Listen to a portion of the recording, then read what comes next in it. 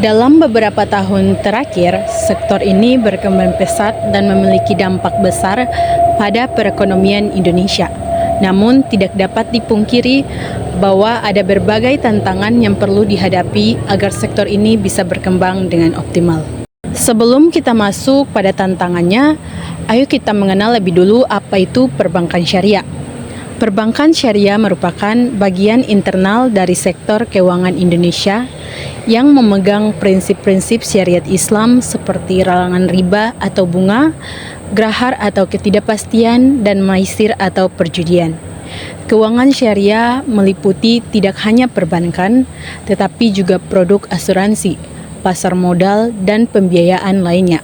Sektor ini memiliki peran yang semakin penting, terutama dengan semakin meningkatnya kesadaran masyarakat terhadap produk keuangan yang sesuai dengan prinsip syariah. Baik, selanjutnya kita akan belajar dulu tentang sejarah perkembangan keuangan dan perbankan syariah di Indonesia. Perkembangan keuangan syariah di Indonesia dimulai didirikannya Bank Muamalat Indonesia pada tahun 1991 yang merupakan bank syariah pertama di Indonesia. Seiring berjalannya waktu, sistem perbankan syariah semakin diterima oleh masyarakat Indonesia, terutama dengan munculnya produk-produk baru yang inovatif. Pada tahun 2008, Indonesia juga mulai membentuk Otoritas Jasa Keuangan atau biasa kita singkat dengan OJK yang mencangkup pengawasan terhadap bank-bank syariah. Hal ini menunjukkan keseriusan pemerintah dalam mendorong sektor ini berkembang. Oke, materi selanjutnya adalah prinsip-prinsip dasar perbankan syariah. Yang pertama adalah larangan riba atau bunga.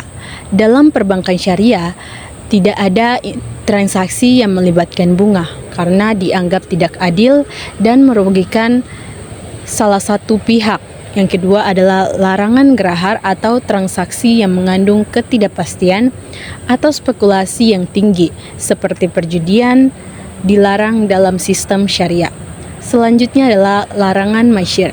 Setiap bentuk transaksi yang mendukung unsur perjudian dan taruhan tidak diperbolehkan. Selanjutnya adalah prinsip keadilan. Dalam prinsip keadilan adalah setiap transaksi harus menguntungkan kedua belah pihak dan keuntungannya yang diperoleh haruslah seimbang serta berdasarkan pada kontribusi dan risiko yang diambil oleh masing-masing bank. Selanjutnya adalah keuangan di Indonesia. Keuangan syariah di Indonesia. Keuangan syariah di Indonesia tidak hanya terbatas pada perbankan, tetapi juga meliputi pasar modal syariah, asuransi syariah, dan lembaga pembiayaan syariah. Pasar modal syariah di Indonesia yang telah menunjukkan pertumbuhan yang signifikan dengan semakin banyaknya saham yang memenuhi kriteria syariah dan munculnya sukuk atau obligasi syariah yang menjadi instrumen investasi favorit pemerintah Indonesia. Selanjutnya adalah pemerintah Indonesia dan OJK juga terus mendorong perkembangan sektor ini melalui pertumbuhan ekonomi syariah. Selanjutnya adalah pertumbuhan perbankan syariah di Indonesia. Perkembangan perbankan syariah Indonesia sangat pesat sejak berdirinya Bank Muamalat Indonesia. Jumlah bank syariah semakin meningkat pesat. Hingga saat ini ada lebih dari 14 bank syariah yang tersebar di seluruh Indonesia dan dengan aset yang terus mengalami peningkatan.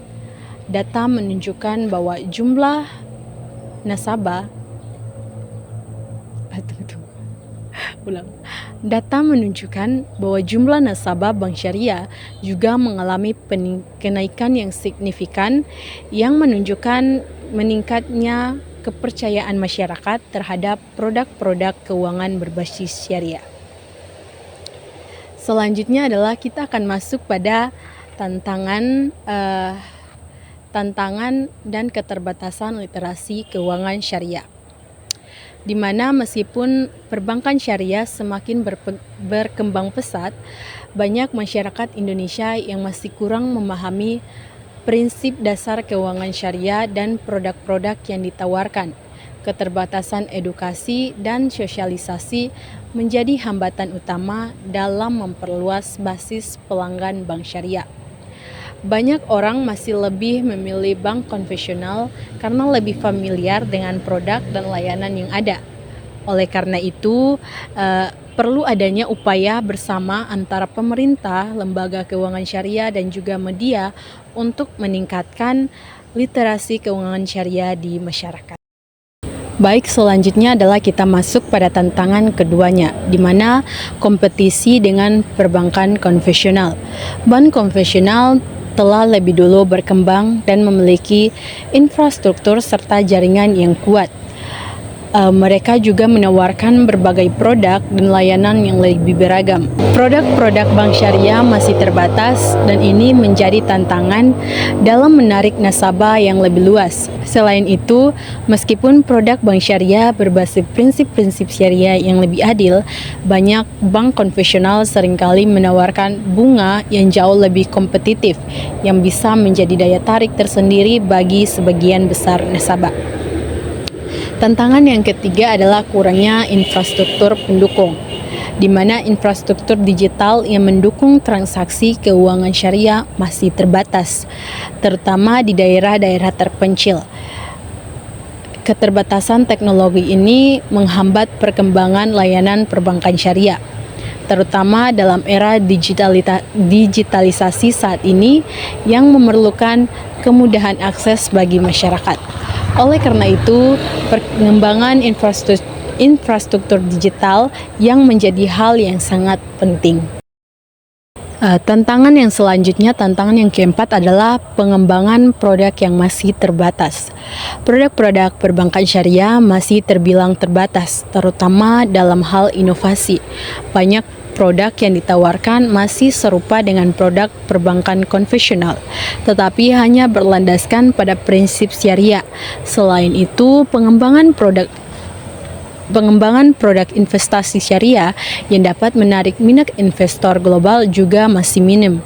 Untuk itu, sektor keuangan syariah perlu lebih fokus pada inovasi produk agar lebih bisa bersaing dengan pasar konvensional. Tantangan yang kelima adalah regulasi yang kompleks. Meskipun sudah ada regulasi yang mendukung sektor keuangan syariah, proses perizinan dan regulasi yang mengatur perbankan syariah masih cenderung rumit dan birokratis. Hal ini dapat menghambat perkembangan lembaga keuangan syariah yang baru. Regulasi yang lebih sederhana dan lebih mendukung kolaborasi antara bank syariah dan konvensional diperlukan untuk mempercepat pertumbuhan dalam sektor ini. Di sini kita akan belajar tentang peluang-peluang. Peluang yang pertama adalah pasar yang terus berkembang. Indonesia memiliki populasi muslim terbesar di dunia, sehingga ada pasar yang sangat besar untuk produk-produk keuangan syariah. Hal ini menjadi peluang besar untuk perbankan syariah dalam menarik sebagian banyak nasabah. Dengan meningkatnya kesadaran masyarakat dan pentingnya berinvestasi dengan cara yang sesuai dengan prinsip syariah, peluang untuk mengembangkan produk syariah semakin besar. Adapun peluang yang selanjutnya adalah dukungan pemerintah dan juga otoritas jasa keuangan. Pemerintah Indonesia melalui OJK mendukung pengembangan perbankan syariah dengan berbagai kebijakan, seperti memberikan insentif bagi lembaga keuangan syariah. OJK juga memiliki program khusus untuk meningkatkan kapasitas dan kualitas layanan perbankan syariah di Indonesia yang dapat mempercepat pertumbuhannya. Peluang yang selanjutnya adalah inovasi produk syariah.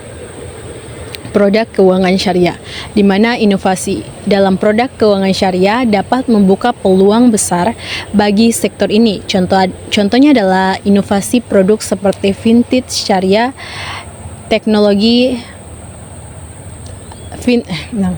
Contohnya inovasi produk seperti vintage syariah atau teknologi finansial berbasis syariah yang dapat menjangkau pasar yang lebih luas. pengembangan produk pembiayaan berbasis syariah untuk sektor-sektor lain seperti UMKM, pendidikan, dan kesehatan juga dapat menjadi peluang besar untuk memperluas jangkauan pasar. Peluang yang selanjutnya adalah potensi pembiayaan infrastruktur, di mana Indonesia membutuhkan pembiayaan yang sangat besar untuk pembangunan infrastruktur nasional. Keuangan syariah dengan instrumen seperti sukuk dapat menjadi salah satu solusi pembiayaan tersebut. Sukuk adalah instrumen pembiayaan yang sesuai dengan prinsip syariah dan sudah terbukti efektif dalam mendanai proyek-proyek infrastruktur di Indonesia. Oke, peluang selanjutnya adalah pengembangan pasar modal syariah, di mana pasar modal syariah Indonesia menunjukkan pertumbuhan yang sangat pesat.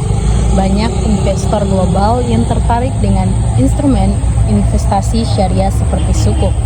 Indonesia berpotensi menjadi pusat pasar modal syariah di dunia, mengingat populasi muslim yang sangat besar dan regulasi yang mendukung pengembangan pasar modal syariah.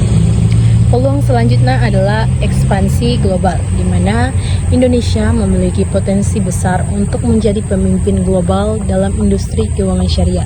Beberapa bank syariah Indonesia telah mulai berekspansi ke negara-negara dengan populasi muslim terbesar lainnya seperti Malaysia dan juga Timur Tengah.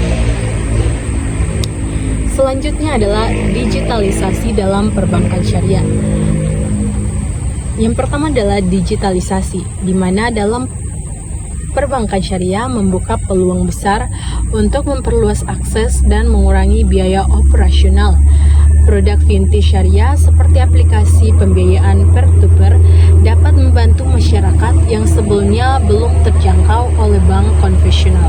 Selanjutnya adalah strategi meningkatkan literasi keuangan syariah. Program edukasi yang sistematis untuk meningkatkan pemahaman tentang keuangan syariah, baik melalui media sosial, seminar, dan pelatihan sangat penting.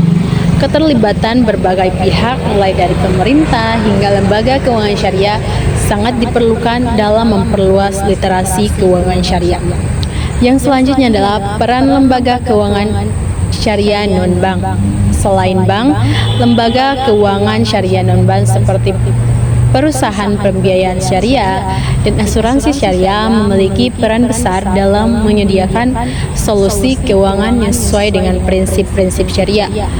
Produk asuransi syariah misalnya semakin banyak digunakan oleh masyarakat Indonesia yang ingin melindungi diri dan keluarga sesuai dengan nilai-nilai syariah.